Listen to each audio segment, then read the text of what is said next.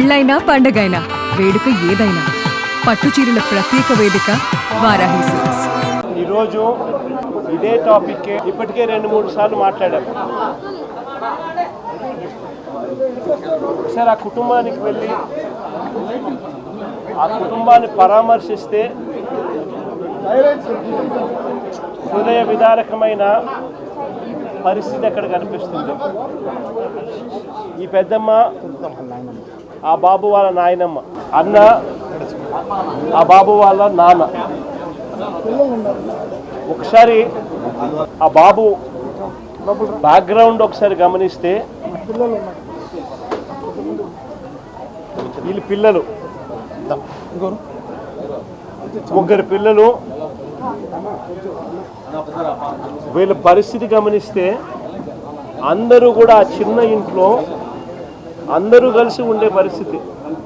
అటువంటి పేదరికంలో బ్రతుకుతా ఉన్న వీళ్ళను ఈ వ్యవస్థ ఎలా చిన్నాభిన్నం చేసింది అన్నదానికి నిదర్శనం. ఆ పిల్లాడు ఒక టాక్సీ డ్రైవర్. గత 8 సంవత్సరాలుగా ఆ పిల్లాడి మీద ఎటువంటి కేసులు కూడా లేవు. 8 సంవత్సరాల కిందట ఏదైనా చిన్న చిత్తగా కేసులు ఏదైనా ఉండింటే ఆ కేసులు కూడా కొట్టేశారు. ఏ కేసులోనూ ఆ పిల్లాడికి శిక్ష కూడా వల్ల 8 సంవత్సరాల కిందట ఏదైనా ఉండింటే కూడా. ఈ 8 సంవత్సరాలుగా టాక్సీ తోలుకుంటా ఉన్నాడు. ఎటువంటి చిత్తగా కేసులు కూడా లేవు. మరి ఎందుకు అలాంటి పిల్లాడిని బలవంతంగా పోలీస్ స్టేషన్కు రోజు రమ్మని చెప్పి హెరాస్ చేయడం? గత 3 నెలలుగా ఆ పిల్లాడిని హెరాస్ చేస్తూ, ఆ హెరాస్మెంట్ చేయడమే కాకుండా ఆ హెరాస్మెంట్ తట్టుకోలేక ఆ పిల్లాడు చనిపోయి ఆత్మహత్య చేసుకునే అంత దూరం ఆ హెరాస్మెంట్ చేయడం మొదలు పెడితే నిజంగా పోలీస్ వ్యవస్థ అన్నది ఎలా దిగజారిపోయింది అని చెప్పడానికి ఇవి నిదర్శనం. హార్డ్లీ 40 years, 40 ఏళ్ళు కూడా ఆ పిల్లాడికి లేవు. Less than 40 years age. భార్య ఉంది, చిన్న పిల్లలు ఉన్నారు. ఒక చిన్న టాక్సీ డ్రైవరు. ఎందుకు స్టేషన్కి పిలిపిస్తూ ఉన్నారు? ఎలాంటి కేసులు కూడా లేవు. కేసులు ఆల్రెడీ పాతవి కొట్టేశారు. చిన్న చిత్తగా కేసులు. 8 సంవత్సరానికి ఎటువంటి చిన్న చిత్తగా కేసు కూడా లేదు. టాక్సీ తోలుకునే వ్యక్తిని ఎందుకు పిలిపించినారు? 3 నెలలుగా ఆ పిల్లాడు ఇచ్చిన మరణ వాంగ్మూలం అంటే వీడియో రికార్డింగ్ ఒకసారి చూస్తే ఆ పిల్లాడు దాంట్లో మాట్లాడిన మాటలు ఏమిటి? 3 నెలల నుంచి నన్ను రోజు స్టేషన్కి పిలిపించి టార్చర్ చేస్తూ ఉన్నారు అని. నాన్న వెంకటేశ్వరరావు అన్న ఆ పిల్లాడితో పోలీసులు చెయ్యకూడని పనులు ఆ పిల్లాడితో బలవంతంగా ప్రెజర్ పెట్టి చేయించేవాళ్ళు. అంటే ఏం జరుగుతూ ఉంది? ఎంత కూడా రాజధానిలో so called capital, so called రాజధాని చంద్రబాబు నాయుడు పక్కన ఉంటాడు. అమరావతి అనేది కాదు మన రాజధాని. సో కాల్డ్ విజయవాడే మన రాజధాని. వాస్తవం చెప్పాలి. అందరం ఇక్కడే ఉంటాం. కళ్ళెదుటే పోలీస్ స్టేషన్, కళ్ళెదుటే సిపి, కళ్ళెదుటే డీజీపీ, కళ్ళెదుటే ముఖ్యమంత్రి, కళ్ళెదుటే home ministers office. Sri Lanka police station వచ్చే పరిధి కూడా డైరెక్ట్గా సిపి పరిధి. ఇన్సిడెంట్ జరిగిన తర్వాత వాళ్ళ నాన్న పోయి ఆ వీడియో కూడా చూపించి, మరణ వాంగ్మూలంతో కూడిన ఈ వీడియోను కూడా చూపించి, నా కొడుకుని దారుణంగా చంపేసినారంటే కూడా సిపికి చూపించిన నో యాక్షన్.